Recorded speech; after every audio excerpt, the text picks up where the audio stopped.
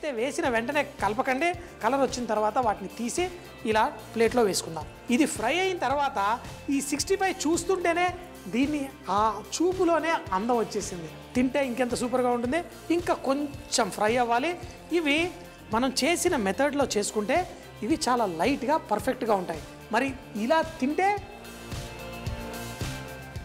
మనం బంగాళదుంప కూడా వేసుకున్నాం, అయినా చాలా టేస్టీగా ఉంది. తినేటప్పుడు ఏం వేశారు అబ్బా అని ఆశ్చర్యపోతూ ఉంటారు.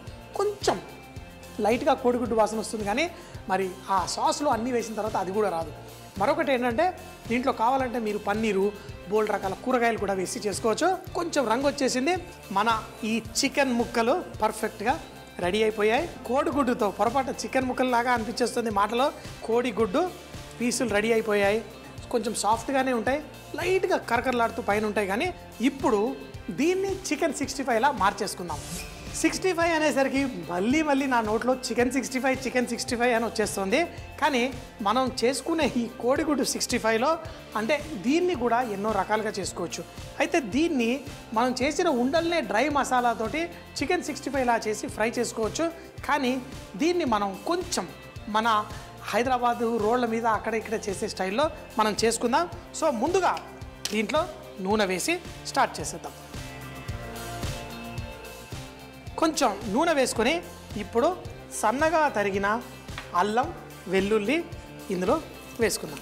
అల్లము వెల్లుల్లి కొంచెం చుష్ చుష్ అనేసి ఇలా అయిన తర్వాత దీంట్లో పచ్చిమిరపకాయలు అలాగే కరివేపాకు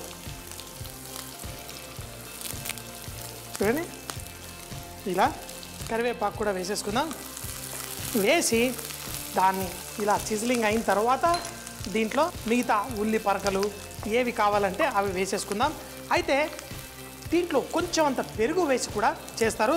మరీ ఇంత చూపించానని మొత్తం వేయకండి, కొంచెం పెరుగు. అది మంచి కోటింగ్ కోసము, మసాలాలు కాలకుండా. దీంట్లో ధనియాల పొడి, కొంచెం జీలకర్ర పొడి, అలాగే కారం పొడి. అది కూడా కారపొడి ఎవరిది? మన స్వస్తిక్ వాళ్ళ కారపొడి కొంచెం వేసిన మంచి రుచినిస్తుంది, మంచిగా టేస్టీగా ఉంటుంది. ఇందులో కొంచెం చిల్లీ సాసు. అలాగే మనందరికీ చికెన్ 65 అనగానే రంగు అలవాటు. కావాలంటే ఇందులో కొంచెం ఫుడ్ కలర్ కూడా కొంచెం వేసుకొని దీన్ని ఇలా రంగు మార్చుకోవచ్చు. ఉల్లి పొరకలు రెడీగా ఉన్నాయి. కానీ ఇప్పుడు మంట ఫుల్గా పెట్టి కొంచెం దగ్గరికి అయిపోతున్న సమయంలో మనం చేసుకున్న ఈ కోడిగుడ్డు వేసుకొని చక్కగా టాస్ చేసేసుకుందాం. చిల్లీ సాసు అది ఎంతో అద్భుతంగా ఉంది. కానీ వేసిన వెంటనే ఇందులో ఫ్రై అయ్యి నూనె మాత్రమే దీనికి అది 65 దమ్ము అంటే అలా ఉండాలి. వేయగానే ఇలా లోపల నుంచి దగ్గు కూడా బయటికి రావాలి.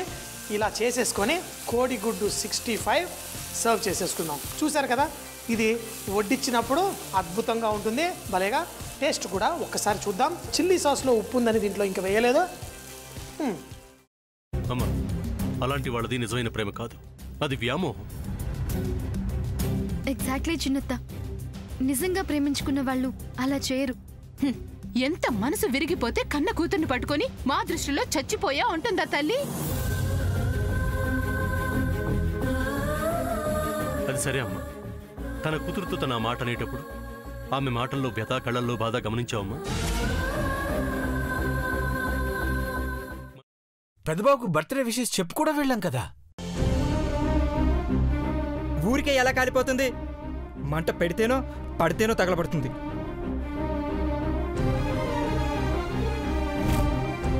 కరెక్ట్ చిన్నబాబు, నీకొచ్చినట్టే నాకు డౌట్ వచ్చింది. పార్వతే షర్టును తగలబెట్టిందనుకుంటా.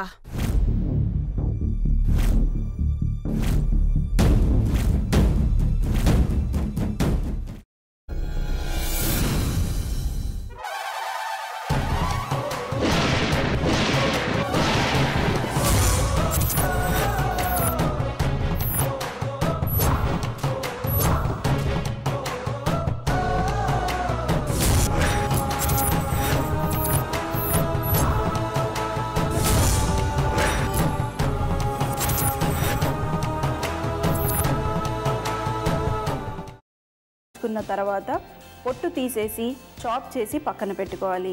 ఒక ప్యాన్లో కొద్దిగా నూనె వేడి చేసి అందులో ఆవాలు, మినప్పప్పు, శనగపప్పు, కరివేపాకు, సన్నగా తరిగి పెట్టుకున్న ఉల్లిపాయలు వేసుకుని 1 నిమిషం పాటు వేయించుకోవాలి. ఆ తర్వాత కాల్చి కట్ చేసి పెట్టుకున్న వంకాయని కూడా అందులో వేసుకుని బాగా మిక్స్ చేసి బౌల్లోకి ట్రాన్స్ఫర్ చేసుకుని అందులో తగినంత చిక్కటి పెరుగు లేదా పల్చటి పెరుగు వేసుకుని మిక్స్ చేసి అన్నంతో కానివ్వండి, చపాతీతో కానివ్వండి సర్వ్ చేసినా చాలా బాగుంటుంది.